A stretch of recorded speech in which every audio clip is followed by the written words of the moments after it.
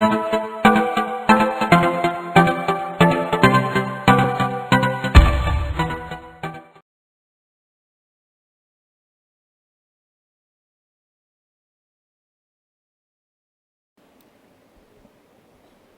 morning, and I'd like to first thank Manthan for having invited me for the Samvad. It's indeed a pleasure to be here. I was here for Manthan a few years ago, and I think it's outstanding to see the work they are doing. And I'm not just talking about the numbers, because I think sometimes we get over-obsessed about 1,400 people coming, 2,000 people coming. So I think we should probably stop that and talk about the fact of engagement and the fact that you're able to sustain a conversation, an engaged conversation for 10 years. That deserves a better applause than 1,400 people in the auditorium.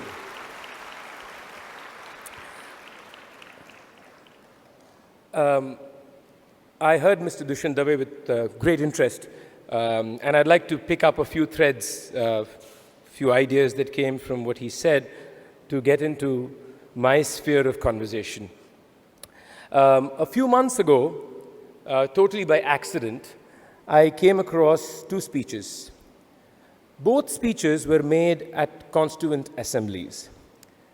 The only difference is that one was made at the Pakistan Constituent Assembly and the other at the Indian Constituent Assembly. It was made by two diverse personalities.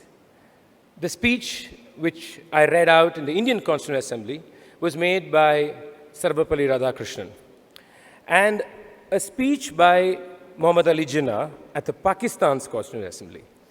And I was riveted reading the two speeches. There couldn't be more diverse human beings. As people, as personalities, I mean, you had Radhakrishnan, who is probably the Advaitin, everything that you have, and you had Mr. Jinnah, who is a certain modernist, a creator of Pakistan, the conflict of the times. There was violence at that time. But if you just set all that aside, and sometimes it's probably best to do it because we get enveloped in the baggage of the people that they are, it was incredible to see the humanity that there was in both those speeches, the words that were said, and the vision of what they were looking for in the respective countries. And to me, coming from there and listening to Mr. Dave, I would love to call the Constitution a cultural document and not a document of law and rules and regulations. It's actually a document of culture. And it is a document of time too. So every change in that document that we have made, every alteration, some even aberrations, some changes that we have not made are reflective of culture. They are reflective of who we are, and they are reflective of how we are.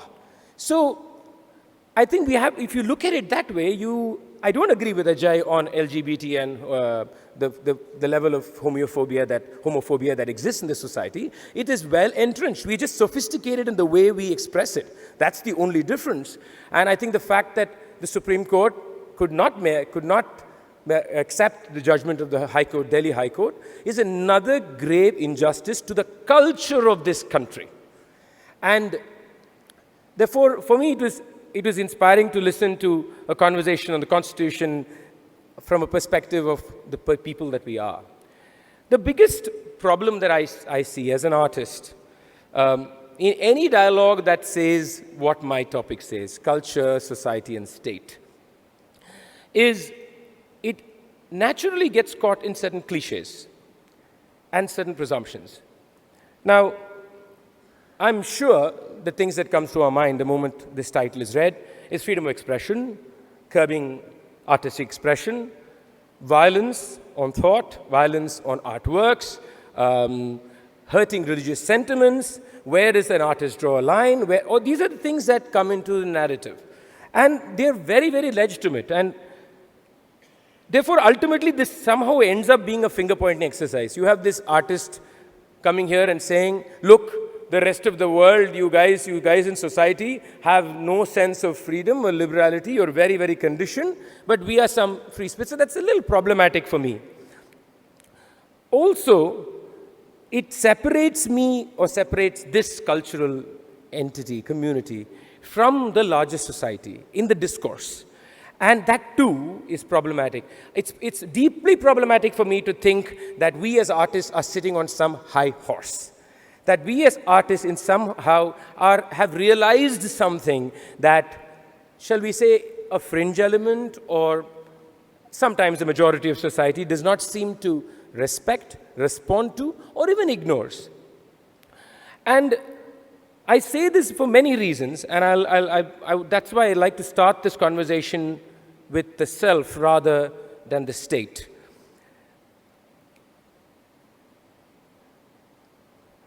Culture has many manifestations, and if you ask a question, what is culture? I think there's probably no answer really to that question.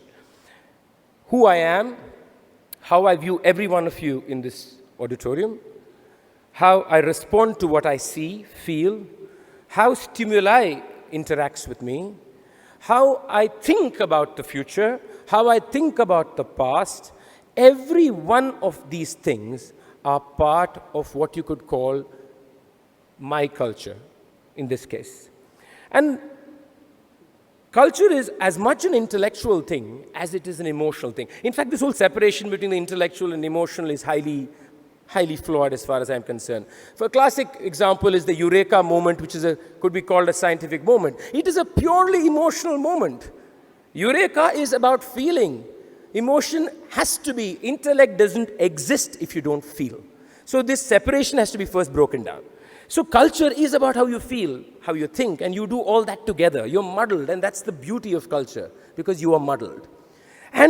But there is another very important thing. This is not some idea only in the brain. It's tactile, it's temporal, it's concrete, it's tangible. The food I eat, the attire I wear, the way I look today, the reason I chose to wear this color shirt today, the festivals, the rituals, art, music, literature, these are all actual physical manifestations of that amorphous, fascinating idea that we like to call culture. So culture is as much in the mind as it is in how we live. Now, the most obvious presenter of this culture for us is the artist.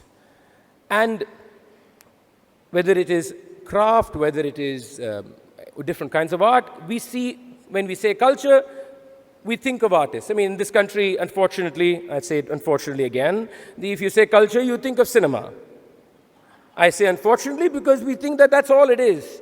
In fact, there's this, a cousin of mine a few years ago, he had come from the States, and we were talking about culture, Indian culture, whatever that means.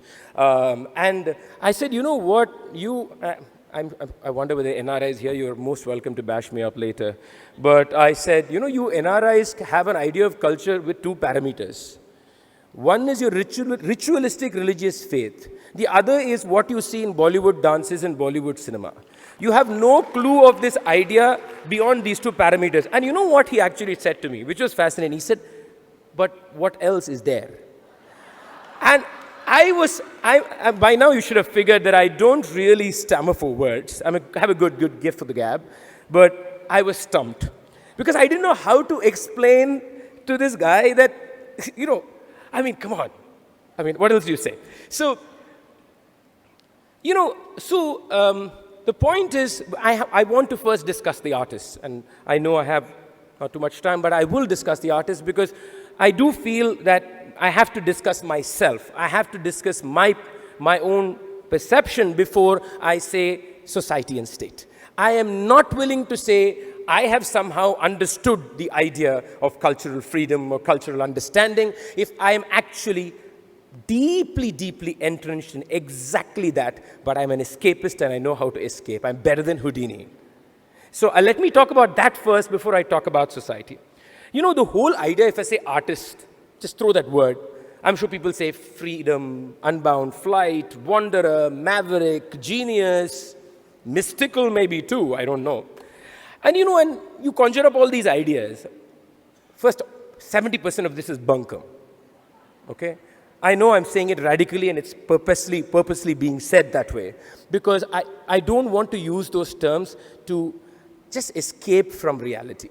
And I think we use it very often as artists, which is why I'm saying that. And there are two words that are attached to artists: imagination and creativity. Now, for another day and another talk, but that can take about 4 hours of conversation. But these are basically the ideas. But, let's look at this whole word of, bucketing all of us as artists and art. Art is not one world, first. All art is not the same. All artists and each have different roles. So let's look at it in two ways just for today's conversation. I will first look at art in terms of intent, in terms of what it contributes to, shall we say, the philosophical and the societal construction that we have. And you will have problems in the words that I throw out. Some may not, but I do. But I'm going to throw it out. Folk, classical, political, ritualistic, social. A few. For me, the biggest problem there is this word folk and classical, because they have nothing to do with art. They have everything to do with society. Classical art and folk art is separated in most dangerous terms in society, in India as much as in everywhere else. So you have political art, where the whole idea of art is to create political discourse, political change. You've seen that in many countries. You've seen that in this country too. It's still happening in this country. Theater, for example, I think is one of the biggest forces in trying to use that as a tool. Ritualistic art, which you see in religious belief, you have, I would call, for example, bhajan singing ritualistic art. You could call Qawwali kind of ritualistic art. Then social music, I prefer that to folk music. Social music is connected with practices in the field, with children being born, and so you have all this. Then you have mediums, and intent and medium go very close together. You have sculpture, you have painting, you have pottery, you have poetry, you have dance, you have music, and dance is not one body. So when you come to dance, you're again going further down and saying this is folk dance, this is classical dance, this is political dance. Just imagine the complexity of how art exists. I'm just saying this here to realize that art is not one whole body of creation. And the artist, therefore, who is engaging with these things is not just one, or shall we say, overall one perceivable kind of personality. And every one of these things here, and this is crucial, are collectives. Every one of these bodies are collective bodies. So therefore, this collective body, with collective backgrounds, with individually informed ideas, are engaged in a world of art. And therefore, we have to get it very clear that fundamentally the very construction of the artistic world is a societal construction. Society lives within the art, and society is not a consumer, but is a participant in the artistic discourse. So therefore, the way art is constructed, it has its rituals, it has its customs. All this is embedded in the way art itself is constructed. So artist is not coming from outside and society consumes something. Artist is part of that very construction, which therefore means that before I ask questions of, if I may say, the larger world, I have to ask questions about the inequalities, about the manipulations, about the silencing of voices, all this that happens within the societal construction of the art itself. And if I cannot engage with that, how can I engage with the larger society? And I'll just give you a few examples within the art world. Artistic hierarchy is very, very deep-rooted. We have high art, low art. Now, you ask anybody what that's, this is a classical folk kind of a dialogue, so I'll use that same thing. Classical art is very, very subtle, nuanced. It requires great amount of understanding. It is sophisticated. And which basically means that the non-classical art, though people don't obviously say it, but they mean it, is somewhere raw. I've even heard people say, from folk rawness, it became classical sophistication. This is deeply, deeply disturbing as an idea for me. Because sophistication and subtlety and nuance is an internally discoverable idea. Within a certain artistic narrative, artistic tradition, we can have these discourses, and we need not agree on them. But to look at a different aesthetic makeup, and then bring it into a different mold and say that is raw, this is sophisticated, for me lacks understanding on that art form and your own art form too. Then you have art which is of course segregated by caste. How can we not discuss caste? And then what about the idea of the popular? I just gave you an example of Bollywood. There is an economic, there is a social, there is an individual segregation of art in terms of market access. So the market actually is playing a role in the artistic process. The market and its determinants, and when the market is left free, we all know what can happen. That's exactly what is happening in the popular discourse. Now, I'll give you then of course, you can also have regional issues. Linguistically, I mean, one of the things I was telling Vikram just before I got on the dais, and I'm going to say it here because I think it's important, is that once in every 3 conversations that Manthan must have, they should have it in Telugu. And I feel that chapters that are evolved in different places, Telugu is just a beginning, by the way, it's just a beginning, must have it in a language there too. Because the language also changes the nature of discourse, nature of understanding, nature of engagement. And therefore, language can also be a segregating idea. I mean, you have ideas of Sanskrit and co, Tamil and co. You know, you come to Tamil Nadu and you will know exactly what I mean. And by the way, this is not separate from caste. So the Tamil and co is generally will be, shall I say, OBC and the rest. And the non-Tamil will be the Brahmin, the forward caste community and the rest. So you have a caste implication that confuses this whole conversation. Let me take my own art form, which I'm part of for some time, Carnatic music.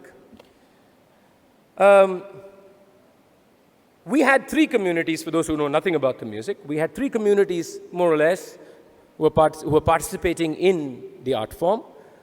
The Brahmins, the Devadasis, and the Isai Vellalar. The Devadasis and Isai Vellalar actually belong more or less to the same community. I'm just separating them for understanding. Isai Vellalars were those who basically usually were playing the Nagasura or the Tawil, and also became violinists and mridangists over the 19th and early part of the 20th century. Today, I participate in an art form which is predominantly, and predominantly is an understatement, which 99.99999% is practiced by the Brahmin. Devadasis, of course, we know history, but nevertheless their art has not been lost, but has been manipulated and appropriated very well by us. We are very good at that, by the way. The Isai Vellalar and the Nagasura is pretty much stuck with the temple. Now, is this a problem that a musician like me needs to look at? And I do need to look at, because this is about silencing voices. This is about not hearing another voice. And I will even say one more thing on the gender issue. I feel very strongly that Carnatic music actually lacks a feminine narrative, if I may use, to the musical form. If you look at how the musical form evolved in the 20th century, it evolved predominantly by the male Brahmin community. Now, the women who came into the field had to play the game as dictated by the men. So the Brahmin women who came in had to come in a different way, and the Devadasi women who came in played a different game. But both of them had to succumb to the conditions that were put in place by the dominant community. And this is seen in the music. For example, the greatest compliment that D.K. Pattamal was supposed to have got is that her music was male music. And let me tell you, Pattamal was very proud of that comment. You know, she was very proud of it. And I understand where she comes from, and she's very proud of it. But if you distance yourself from that emotionality, you see the deep problem in that. So we have gender issues. So my point is, as a Carnatic musician, if I don't address this, what else will I address? But how can one move beyond this? That's the tough question. And I'm going to throw in a word over here. Again, we can't go into the depths of it, but I'm going to throw it in. And how does one break these entangles? And the word I'll throw in is the word aesthetics. And the reason I use it is, one, it is used in very, very frivolous terms. It's usually about something that's nice, elegant, soft, beautiful. these kind of things. But I think if we can look at it slightly differently. Aesthetics, of course, comes from Greek, and most of the Greek words that end with tikos are supposed to indicate that that endeavor or that idea is received by observation and by experience. So, if I say the aesthetics of Carnatic music, then I'm discussing a lot of its construction. I'm discussing its intent, I'm looking at the form, I'm looking at the structure, I'm looking at the history, and I'm looking at it not from the point of view of saying, I find something aesthetic. Now, the moment you say, I find something aesthetic, and I say, I don't find it aesthetic, there's no conversation. You can be very happy with what you like, I'll be very happy with what I like. But if we can, the premise in going through aesthetics is the fact that it is dispassionate, that the fact it is impersonal, that it moves you away from the spectrum of that conversation. And I think as an artist, and in my own inquiry into these, what seem social problems, my window to it has been to revisit the idea of aesthetics. Because every social problem in the construction of an art form is also a problem in the art itself, in the aesthetics of the art. Because it's informed the way I practice, the way I sit on stage, the way I face you, what I believe is successful, what I believe is sell. Every one of this is informed by its social and its political context. So, and for a long time I was trying to talk about aesthetics, and one of the problems I had is immediately everybody connected it to rationality. The moment you said it's dispassionate, it's not personal, everybody said, oh, you're talking about a rational understanding. And I was a little bothered by it because this is not about rationality. This is not about logic. It is something else. And then by accident, I would like to introduce, one word came to me and I would like to introduce that word. It's a social word which is not used in art usually. And that word I would like to use is the word ethical. And it's a very interesting word. Ethical does not arise from imposed dogmas or an external prescription. The ethical comes from a certain conscience from observation, a conscience from reflection, a conscience from looking at the past and the future. It comes from a certain feeling of right. When I say right, I'm using it not in the sense of a rule. And it comes from feeling, it comes from empathy, it comes from a larger idea of humanity. The aesthetic is the marriage of the rational with empathy. And I think if you can bring these two together as an artist, I think you will see your art differently. Will the solution be easy? Will I have all the right answers? No.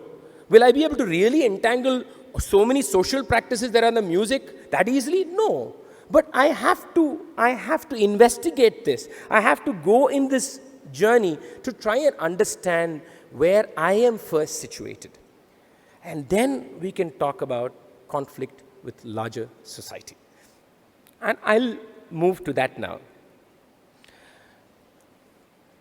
One of the first things that people will say, artists, MF Hussain thinks he can paint what he wants. Isn't he accountable to anybody? Isn't the artist accountable to society? Isn't the artist accountable to religious sentiments? Isn't the artist accountable to what you feel? And I'm going to say something here. Actually, the artist and the philosopher through history have always kind of lived together. And there are reasons you can bring them together. You can also bring the scientists together to that. Socrates, you can look at Socrates, you can look at Shankara, you can look at anybody else, you can look at Gandhi, you can look at many of these people, look at Ambedkar, and look at the paintings and the artists of various times, and you find that their relationship with society and the state is, in a way, very similar, And you could say the same of Darwin, for that matter, right? Or Galileo, and anybody else. And if you ask me, is the artist accountable to society or the state? With the presumption, and this is an important presumption, that the artist has engaged in the art form with that sense of the ethical and the rational and its history and its context. The artist is not accountable to society or to state. I'm going to say this very clearly. The artist is not accountable to society or state. I don't have to prove anything to you people sitting here. Prove it very bluntly. I know this can sound offensive. And it's okay if it sounds offensive too, right? And if you're offended, I'm fine with that. But who is the artist actually, or the philosopher really accountable to? He is accountable to the art, to the thought, to the process, to the engagement, to that life that the artist and philosopher has chosen to be part of his being. That accountability the artist does have. And which is why I go back to my previous point that unless you discover your thought, unless you discover your art, you don't realize the value of your own accountability.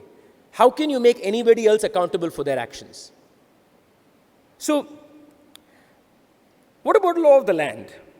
And after Mr. Dave, I suddenly realized I was going to skip that point. I realized that I couldn't skip that point.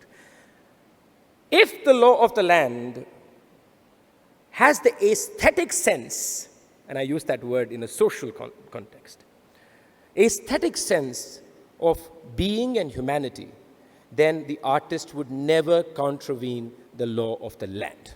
The philosopher will not contravene that. If the law of the land is insensitive to humanity, even if it is one law, if it is one amendment, if it is just one thing, then the artist has every right and the artist will contravene the law of the land. If he is willing to go to jail, so be it. That is my position on that. But, so in a way, the artist is not the soldier. He is not the soldier or the army man, because the soldier and the army man lives in a very, very different kind of a construction of their role. But primarily, what does the philosopher, the artist, the thinking scientists do to society? They create insecurity. Primarily, that is the problem. The problem is that there is a great deal of insecurity when you watch a film that bothers you, when you see a painting that bothers you, when you see an artwork that bothers you, when you see a piece of writing that bothers you. And I just like to go a little bit into this. You know, every individual culturally, I believe we live in a very, very interesting kind of pattern. We live in what I would like to call as concentric circles. And in every circle, you have a set of community and a set of idea of culture. So, suppose you have the family, you have, say, the caste group, you have the larger religious group, you have the linguistic group, then you have, shall we say, regional group, South India versus North India, for example. Then you have the national, then you have the Asian, then you have the East versus West, and then you have world. And if you look at how we operate here, we operate so incredibly, and it's fascinating to see how we operate. Because, you know, there are almost in cases very different sets of cultural ideas in every one of these groups. And depending on which group we are dealing with at that point, those cultural ideas will imbue you at that moment. And therefore, it's very interesting on how we connect. Now, let's look at if I call the membrane of every cultural group. The membrane of every cultural group, that is very interesting too. What comes in and what goes out? Because something keeps coming in. Between the family and caste, something can come and go out. Between caste and religion, something comes and goes out. This is the most incredible operation I think we do without even realizing. We filter in and out very, very beautifully. We reject some, we'll remodel some, we'll reinterpret some. Sometimes we'll allow some things as it is, depending on where we are in that discourse at that moment. And in this, we will create this whole crazy idea of the insider and the outsider. Now, in every level, there's an insider and outsider. Between the family and the community, there's an insider and outsider. Between the community and religion, there's an insider and outsider.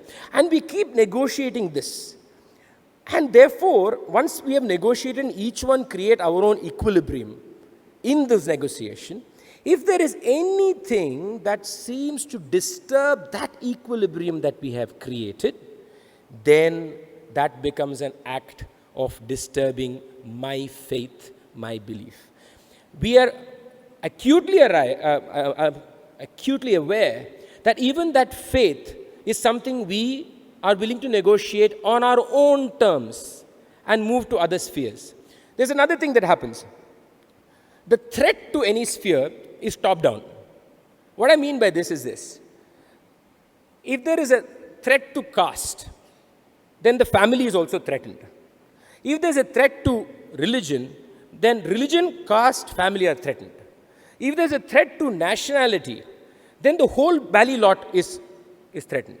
And we will assume the role of nationality to fight that battle. We will assume the role of religion to fight the next battle. It's brilliant how we do it. It's actually quite brilliant how we do it. And when any of this is kind of disturbed, then we feel protective. Then there is reaction, there is violence. But we have to ask one question is, what are we really protecting? And I'll come back to that towards the end. You know, I think this is one of the reasons why we very easily make many of these statements. We say, you know, I have so many Muslim friends. You know, many people say this, you know, especially. He said, I am a very, very open man. I have so many Muslim friends. Now, at the same time, the same person will be tomorrow telling you that we have to ban this, we have to not do this, we have to not do that, because my culture, my Hindu culture, so be it, is being affected. But I have a lot of Muslim friends. Now, you always wonder, how does this guy straddle these two things? You know, I initially used to be baffled. It's like, how can you say this and say that? It's simply because of this. I maneuver myself to another group and I have this discourse. I maneuver myself to another group and I have that discourse. Therefore, I'm comfortable in both. And depending on it, I keep moving. And so, when art, like philosophy, directly challenges these structures that we build, there is a problem. But art has always been a voice of dissent. Now, it can be a voice of dissent in so many ways. A literal way, where people sing songs for change, people recite poetry, have paintings that have. It is also in very abstractive ways, where the literal is not being said, but the very way that experience is being generated by the artist is also a way of questioning where society is going. It's also a way of questioning the law of the land. It is also a way of questioning the art itself. All three questionings can happen parallelly. Now, therefore, the society and state, very difficult to separate them, will interfere. Let's first take that for granted. They will interfere. They interfere in different mechanisms. Society controls through what you could call customs. Society has hundreds of customs. So all these customs are built in basically to actually be in many ways a problem for artists, free thinkers, or whatever you may call them. Then you have the state, and the state knows only one way of doing it: censorship. Shut it down. Say you can't watch this film. Say this gallery is closed, or whatever. You know, and usually they feed off each other. And the classic example in recent past, a very sad example, is one from Tamil Nadu of Perumal Murugan. And I don't know how many of you know about Perumal Murugan's case. I'm sure you do, but nevertheless I will tell you. A wonderful writer from, shall we say, southwestern Tamil Nadu. And he wrote a book 4 years ago, if I may, 5 years ago, on a certain sexual practice by a community in that region. And it was translated to English about a couple of years ago.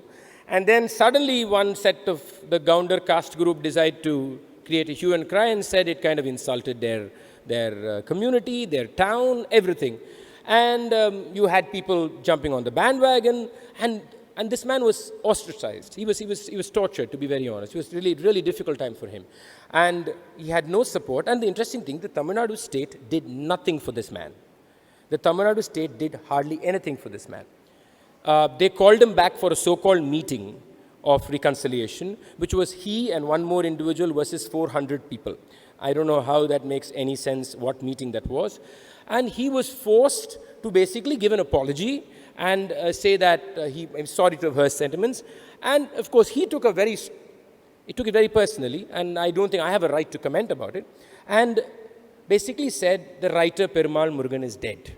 Because the moment the writer's word has been erased, the writer doesn't exist.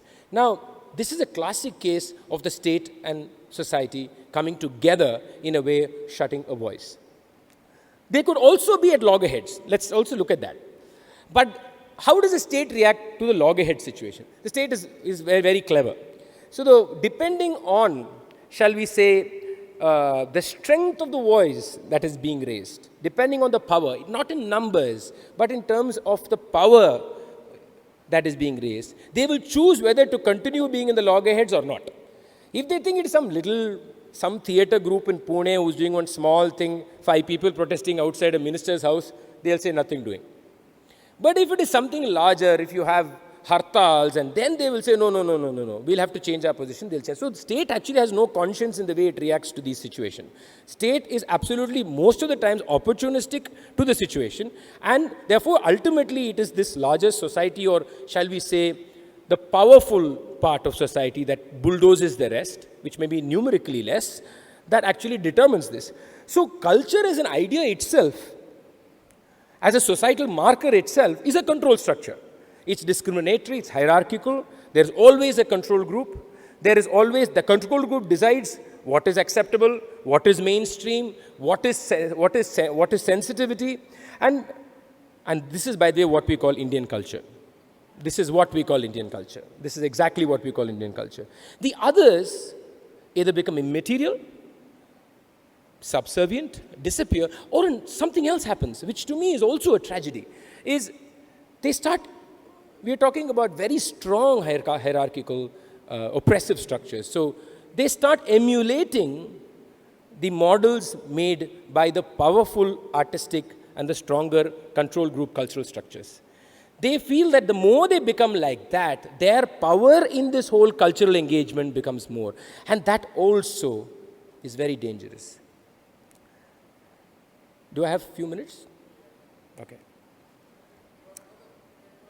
Oh, wonderful.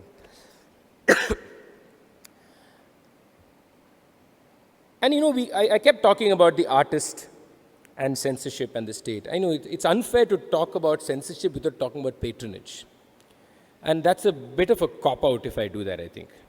You know, every artist must be as wary about patronage as they are about censorship, which we are not as a community. I'm just talking as a larger idea. Because, you know, I'll give you an example. How many artists from, shall we say, the powerful art forms, I'm using this term only because their voice is heard louder, that's all. I'm not placing any extra value to them. The powerful art forms from either the cinema stream or the so-called classical stream really have a political or a social position. Mallika Sarabhai is a huge exception, so you're not counted here. But otherwise, just think about it. You will rarely see an artist actually saying something that is politically strong or socially strong. I believe an artist who cannot do that has no business tomorrow complaining if his artwork has been banned. I'm sorry. You have no business tomorrow coming and saying, oh, these guys came and raided my gallery. I don't think you have a right. You are a person who has copped out on everything else. So the artist is actually the most insecure character in this whole thing. Always saving his own or her own skin. It's like, you know, even between friends, they'll be friends, but when it comes to an issue, it's like, you know what, why get into all this? Why do you want to say all these things and get yourself in trouble? Just shut up and dance or sing or write. Who is asking you to do all this nonsense? And I tell you, I've heard that so many times, that's why it's coming so naturally. But the point is, therefore, the artist has to be careful about patronage. Of course, then you have the baggage of, in today's reality, awards. The artist wants awards. The artist wants recognition from the state. He wants the Padmas. He wants the Sangeet Natak Academy. So therefore, you play the game. The whole thing is a huge tamasha. You know, it's a big tamasha being played. And all of you will send Twitter messages, congratulations, congratulations. Facebook will say, oh, wonderful that you got this award. And I sometimes look at it and say, give me a break. This says nothing about the art or the artist. It actually says a lot about you, if I may say so. Um, the another thing that the artist, I'm going back to the artist here because I want to ring a loop here, is the idea of success. And I bring the artist back because I think that is also another issue that the artist is trapped with.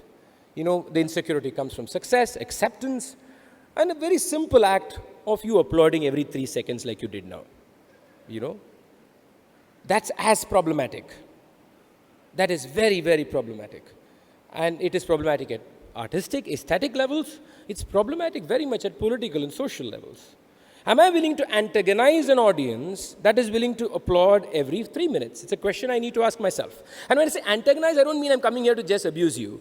I mean when I know what I'm going to do artistically is not in agreement with this audience of applause, am I as an artist willing to sit up here and do that?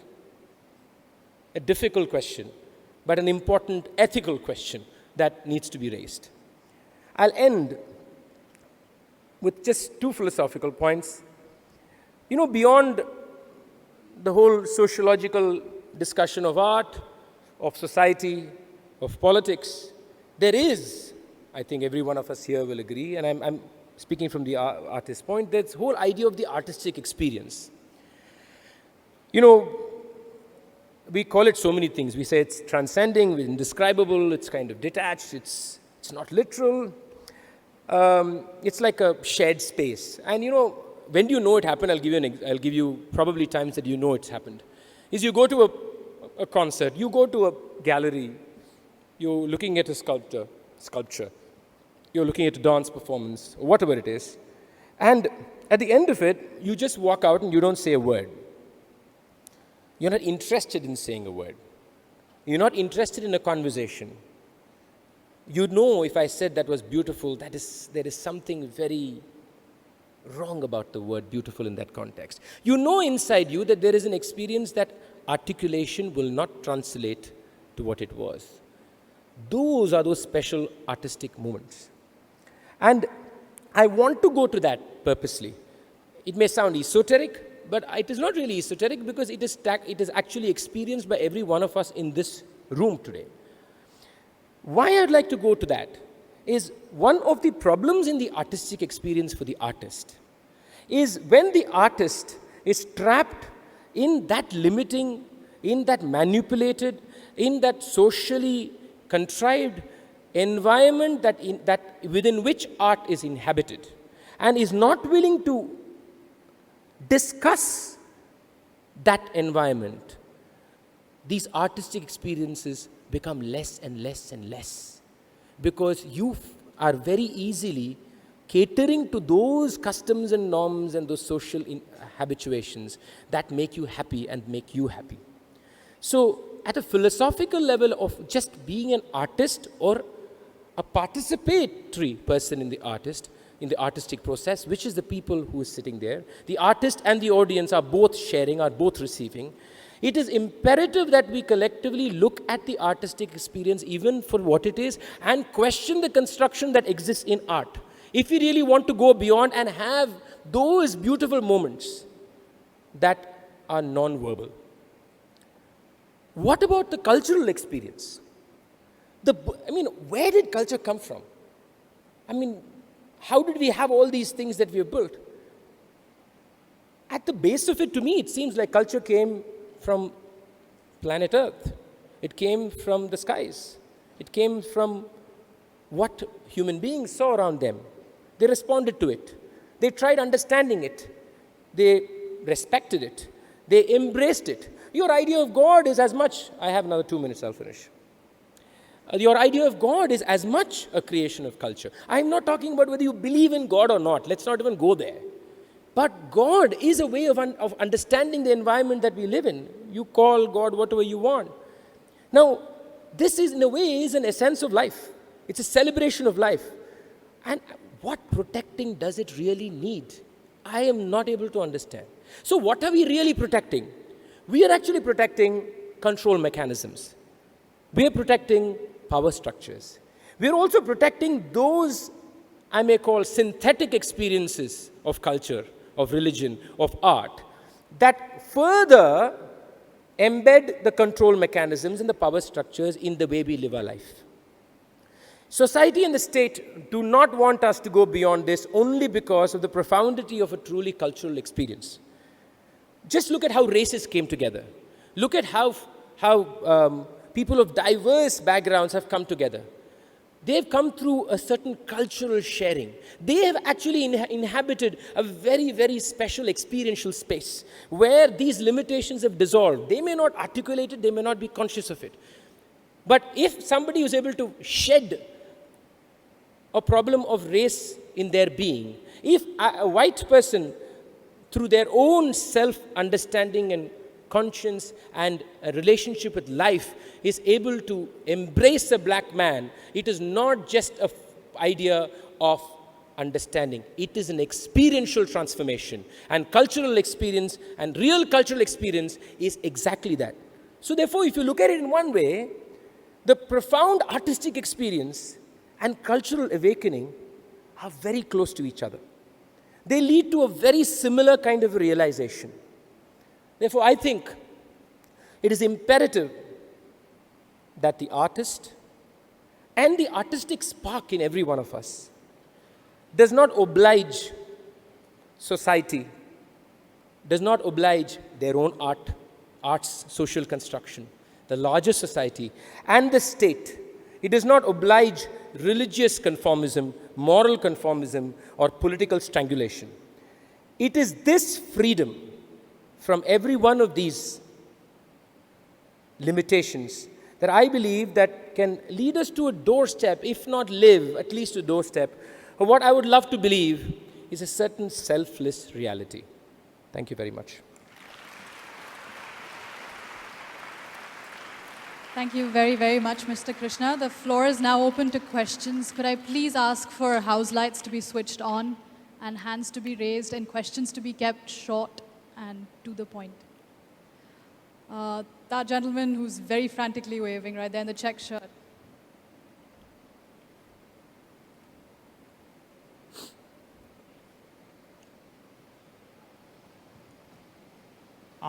Hi. As you said, science and art fall in the same category, and being a part of an amazing research institute, IAFA Center for Interdisciplinary Sciences, I have noticed... Sorry, I'm not able to hear him clearly. Is there a reason why? Right. Yeah. Is that fine? Yeah, go ahead. Right. So, as you said, science and art can fall into the same category, and being part of an amazing research institute, the IAFA Center for Interdisciplinary Sciences, Hyderabad, I've noticed firsthand that art these days is getting more domesticated while the art is wilder. How important is iconoclasm in art, and what's the sense of emancipation, liberty, alienation that comes with art? I couldn't hear you well, but I'm going to try. You're talking about iconoclasm in art, right? And you're talking about the fact that art is being domesticated, right? The thing is, right, so it seems art these days is getting more domesticated while the art is wilder. So what is this sense of iconoclasm I'd like to say this, art is not some separate world, like I said. And if art is being domesticated, it means you're being domesticated. If the art world is being domesticated, it means we are domesticated. We as a social idea are being domesticated. So art only reflects in many ways what you see everywhere else. It's not going to bring something from the moon. It's not going to. And I think this is true of science too, by the way. It's true of philosophy too. Today, philosophy is domesticated, in my opinion. Real philosophical inquiry is a very, very problem. And this is true of the way we also engage with science. Therefore, I don't want to call it iconoclasm because I have a serious problem with bracketing something as something. Because that is my own personal baggage, you could call. So I would just like to say that we need to hear different voices. We need to hear different ways of looking at science, way of looking at art, way of looking at life. And I think we need that process. And where it comes from is, we'll have to wait and see. Thank you. Someone from the left wing? Someone at the back there standing up.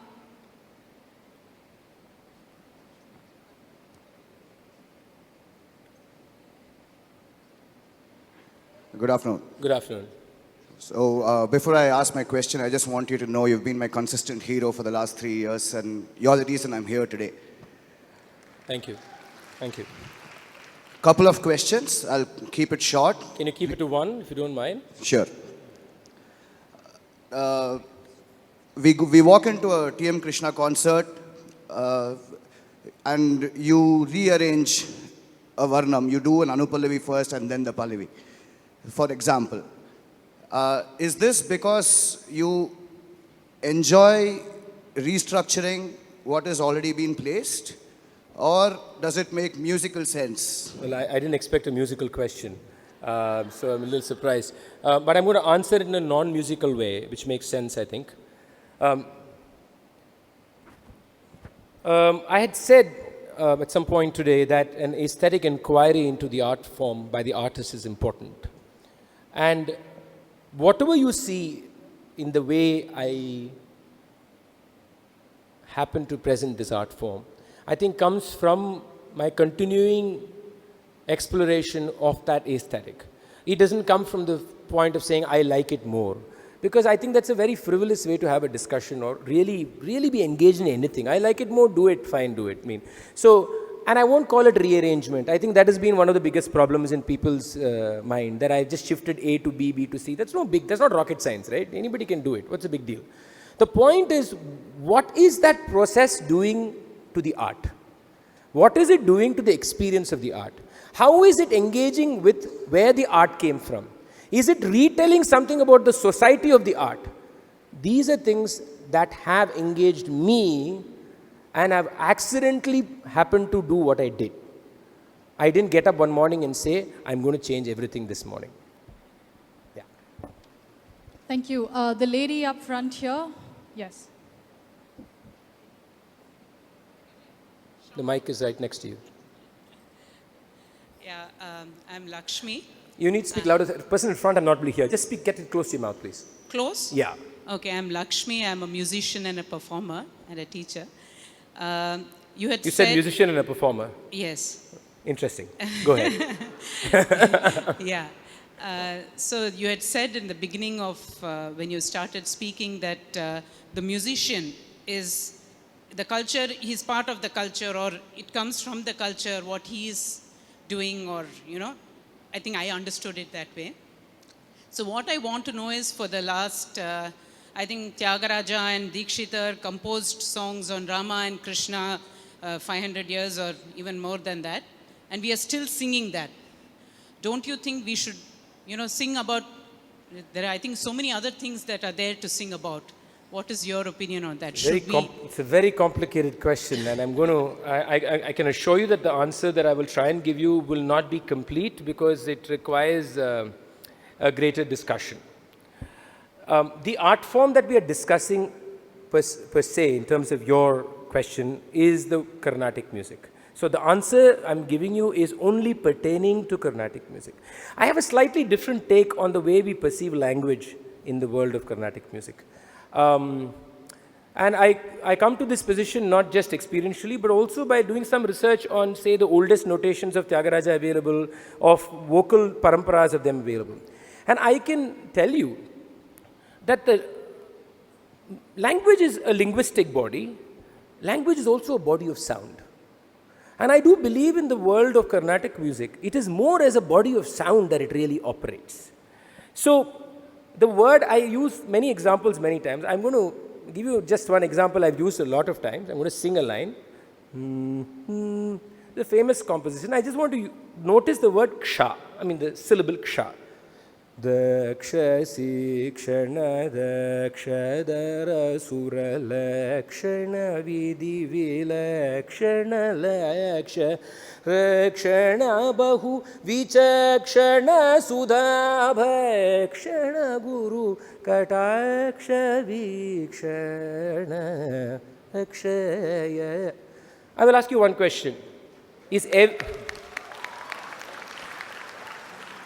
Thank you. No. I'll ask you just one question. I do this very often. So is every ksha the same? Was every ksha? I said only ksha. But every ksha was not the same. Daksha sikshana dakshadara suralakshana. And every ksha had an emotive quality to it. Does ksha have a meaning? No. I just leave it there and try to look at language in these forms, not in all forms. It's not in all forms, as being a more a sonic idea. Because then my answer to your question is, it makes no difference if I sing on Rama or if I sing about this podium. I've still literalized the idea of language. This has been this has been an internal query for me also. I have also gone through that, saying, should I sing about things? And then maybe that's a way, maybe that's a route to disentangle it. I agree. I don't know. I don't have the answer to that. And I have struggled with that question. But I think that where I would like to go in terms of how people experience the art is where it doesn't matter if I sing about my shoes or if I sing about Rama. This gentleman in the Can light blue can shirt. you just go back? Because if you don't mind, sir, I'll come back to you, I promise. A lot of people behind, I was a backbencher, so. The lady over there in the white you. full sleeve shirt. I just wanted to, as you've turned your gaze inward in your speech, I wanted to ask you a bit of a personal question. Sorry, what did you say? As you've turned your gaze inward, Okay. as an artist Yeah. in this entire speech that you've given, Yeah. I wanted to ask a little bit of slightly personal question, and I believe I'm fairly intimate with your music to ask you that question. I'm so glad you feel good about it, but go ahead. How does T.M. Krishna as an artist reconcile the irony of the entrenched system which has given him the platform for him to question the same system? Very good question. Very good question.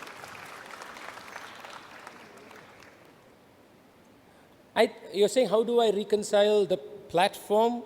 Or you're asking me how I am actually kicking the ladder that climbed, No. that made me climb. Is that your Yeah, so question I'm- actually? yes, I'm Your questioning question the- is actually how I'm kicking the ladder that made me climb, right? Exactly. Yeah, okay, you said it more sophisticatedly, but... the perception that I'm kicking the ladder has to be first question. Am I really kicking the ladder? I don't think I am. But isn't the fact that embedded in any kind of inquiry, it could be discourse through language, without language, singing. In fact, language is the most limiting discourse. Art is a beautiful discourse where you can go beyond literality very quickly, right? Any kind of construction allows for itself to be re-questioned. And why am I re-questioning? Because it's so incredible. Will I re-question something that was of no value? You wouldn't, right? The very fact that anybody is engaged in re-questioning something, engaged in rediscovering it, maybe it's a personal journey, but there is also the fact that there is something magnificent about it. And the person questioning is saying, God, man, there's something so magnificent. Don't get stuck in all these ridiculous things. And that's what I'm trying to say. And that's what I'm trying to say. And if it means to some people that I'm kicking the ladder, I have no problems in them calling it that. I am not going to correct their perception. But I can tell you from the music that I know is in me and that I happen to sing once in a while, that there is nothing that I am doing to my present state of mind with this conscience that I have that I believe is kicking that ladder, because I perceive the ladder differently from how you perceive the ladder. We are on two different ladders. My ladder is intact. The ladder you're on, I've kicked. The lady in white there. Good afternoon. I'm Subhashri. Yeah, you need to get a little close to the mic. Yeah. Sorry. We know you as a Carnatic singer. We also know you as a writer who has branched into different, you voice your concerns about rights of LGBT or economics and politics and everything. What are the factors, or why haven't you explored other forms of music like folk or, I got it, don't worry. Why is this limitation on your music, which we identify you as, the main... First of all, it's not like that that I have something, I'm some way entrenched in this and I believe every other musical form is not good enough for me in any sense. No, I still believe, at least where I am today, that I actually think that even in the music that I happen to be singing now, it's still not the same music I sang 4 years ago. And I know it's not. You know, I don't need to listen to a recording. And I'm talking about this not in terms of technicality of this and that. In terms of just the sound that I hear in my head musically as a musician. Every musician hears the music from inside and then from outside. It's a beautiful process. And as the sound that comes from inside me, I know that this is not the same sound. And therefore, I don't see that I am trapped in any fashion, one. So I don't see myself as being constricted in any fashion, okay? Will I venture into other forms? Yes, I will. But I have a certain issue with that. I will only venture if I am willing to spend enough time in that other form to really understand it and then venture into it. I am not going to do jamming sessions and call it whatever they call it. I am not interested in it. That's my makeup. That's how I am. So I really have not found the time. For example, I would love to be involved in some, there is one project that we are trying to do is with one artistic form called Kooth. Okay, and there is one project we are trying to do with Kooth. But it's going to take a long time because I want to understand the aesthetics of Kooth. I don't want to come and say, T.M. Krishna sits in the corner, sings one alap beautifully, then when there's Kooth dance happening over here, and then he sings some 4 tans one way, then some swara happening. This is all bunkum. I mean, let's be very honest, this is bunkum. I'm going to say it bluntly, this is bunkum. But am I willing to sacrifice 6 months of my life understanding Kooth and then doing it? If I do that, I will do it that way. Right now, I have been unable to do it, and I make no excuses for it. But I hope I can. I would love to. I would love to. The last question from the gentleman in the blue Yeah, the shirt. gentleman here. Yes, sir. You need a mic, sir. Hello. Hello. Yeah. Let me give. I can't hear you. Can you hold his mic for him, please? Yes. Hello. Yes. Hello. Now, let me at the start few words about myself. I'm Mr. Barun Ganguly. I'm a senior journalist and editor of 2 journals. And not only that, I at this ripe old age of 80, I can claim that I can move the mountain. Very few days back, it is I who, by writing my letter to Narendra Modi and 8 cabinet minister, I changed the chief minister of Jharkhand, which was prevalent for the last 14 years. But here I am putting one question that you have repeatedly emphasized on the word artist. So as a senior citizen, I am giving you the answer of the definition which I found in celebrated dancer Uday Shankara's My View of Art. He has written this thing, who is an artist? An artist is a creator, he is wedded to beauty and possesses free exercise of his talents as far as the infusing life to creation is concerned, ignoring the hard shackles of 45 principle. Thank you very much. Thank you very much. Right, that brings us to the end of this